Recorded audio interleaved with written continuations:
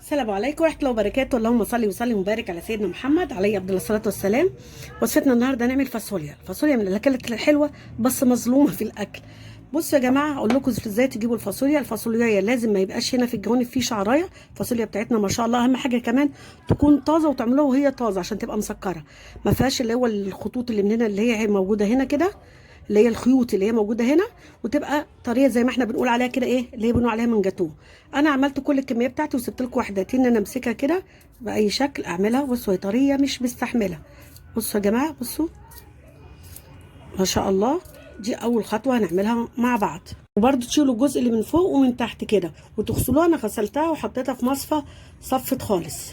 بصوا بقى يا جماعه، انا محضره شويه سمنه على زيت وبصلتين كده كبار. احنا هنعملها بطريقه حلوه لان عشان الكميه بتاعتي كبيره، لان انا هفرزها كمان وهطبخها بطريقه حلوه قوي لدرجه ان انتوا سهله وان انتوا تحبوا تعملوها. هشوح البصله بتاعتي كده، انا مش عايزاها غير تدبل بس، مش عايزاها تاخد اللي هو اللون الغامق، اللون الذهبي. يا جماعه البصلايه بتاعتنا كده انا دبلتها. انا قلت لكم مش عايزه اديها لون. طب هعمل ايه؟ هننزل بقى بالفاصوليا بتاعتنا كده فيها. نزلت بالفاصوليا كده على البصلايه بتاعتنا. انا عايزه اشوحها في البصله، اشوحها كده شويه كده في البصله والخضار بتاعها يبان. بصوا يا جماعه كده، اجيب من تحت لفوق. بصوا بقى، انا قعدت اشوح فيها. شايفين لون الخضار الفاصوليا؟ مش عارفه الكاميرا جايه ولا لا. في البصله شايفين اللون ما شاء الله. انا هشيل منها شويه كده، دول على جنب كده. انا عايزاها ديت لشوربه الخضار، او لما اجي اعمل تورلي تبقى جاهزه كده. اوريكم بقى نعمل ايه مع بعض. يا جماعه ده بطرمان من الصلصه اللي انا عملتها معاكم، اللي انا فرستها قبل كده. ده هحطه عليها على طول، وتقدروا ان انتوا تضربوا. سامعين صوت التكه؟ شايفين صوت التكه كانها جاهزه ازاي؟ هفضيه كده وتقدروا ان انتوا تضربوا صلصه وتحطوها عليه وتبقى ني في ني. يعني احط عليه شويه ميه واحطه اقلب الصلصه بتاعتنا كده. بسم الله ما شاء الله. انتوا شايفين عامل ازاي؟ والله دي بره يا جماعه على الرف مش في الفريزر. شايفينها؟ هقلبها كده عليه عشان اقول لكم هنعمل ايه مع بعض. قلبت كده الصلصه بتاعتنا مع الفاصوليا. هنزل بمعلقه سكر. الصلصه بتاعتي اساسا فيها سكر بس انا احط عشان اشيل منها. دي تعتبر ماده حافظه تاني عشان اللي احطها في الفريزر. احسن تفريز ليها بالامانه، انا مجرباها. لما بتبقاش زي الورق ولا اي حاجه وبتطلعيها، يعني انا هعملها دي رمضان، تطلعوها على طول على الحله.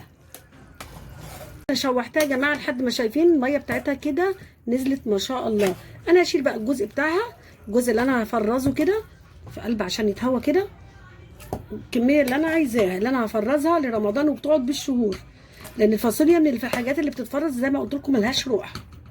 انا زودتها شوربه يا جماعه. كل اللي هحطه عليه شويه كمون وشويه فلفل. طبعا الشوربه او المرقه بتاعتنا عليها ملح، فانا هدوق لو محتاج ملح تاني هحط، مش محتاج خلاص. حطيت ملح والفلفل، قصدي الفلفل والكمون. ما حطيتش ملح، هدوقها لو هي محتاجه تاني بعد ما تغلي هحط لها.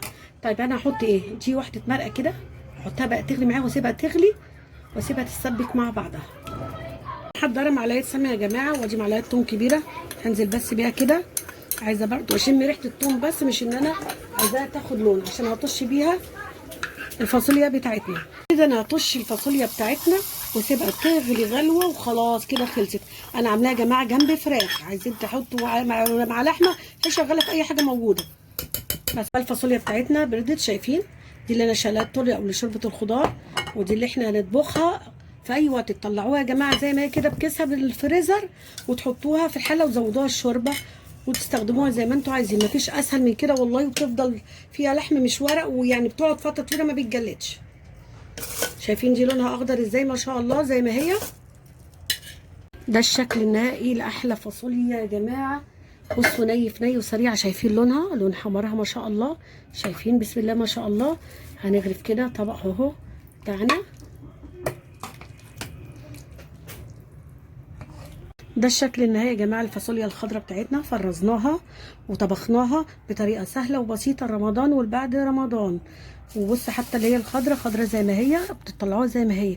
عايزه اقول لكم بصوا مستويه، هي تعتبر ني في ني مستويه. بصوا مش مستحمله، هي سخنه. بصوا مش مستحمله.